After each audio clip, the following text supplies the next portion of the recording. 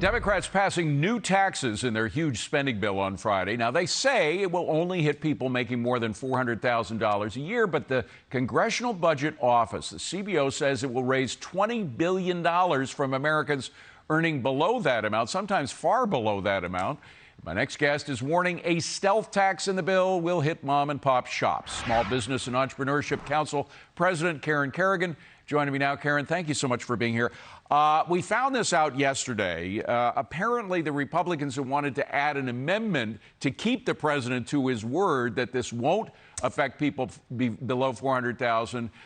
The CBO tested the bill, found out that it was actually going to hit the small business and individuals making much less than that, but the Democrats went ahead and passed it anyway. Your thoughts?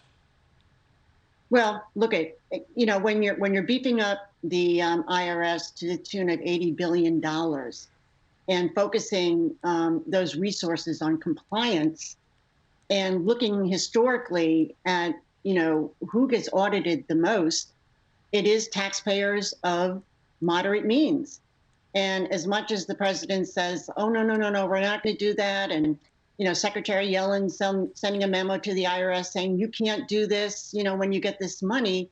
The fact of the matter is there's going to be a lot of small businesses, a lot of taxpayers of moderate means who are going to be audited. And, I will have to say, this is only one impact, tax impact of this bill, David. If you look at the taxes on big corporations, this is going to have a downstream impact on many small businesses, many small business suppliers. So this is a tax increase on all America. And, it was tried before, back in December, before Manchin gave it the go-ahead, and it didn't pass. First of all, a six-fold increase in the IRS is just an enormous increase when Americans are trying to tighten their belts because of the stagflation we're in.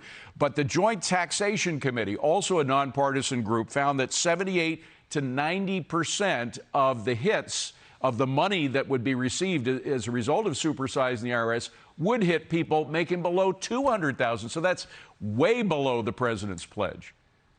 Yeah, according to the JCT, the Joint Committee on Taxation, $20 billion of these funds that will be, somehow, sort of given up by taxpayers are going to be from those making $75,000 or less. Look at David, no one is saying that the IRS, should have the resources that it needs to do its job.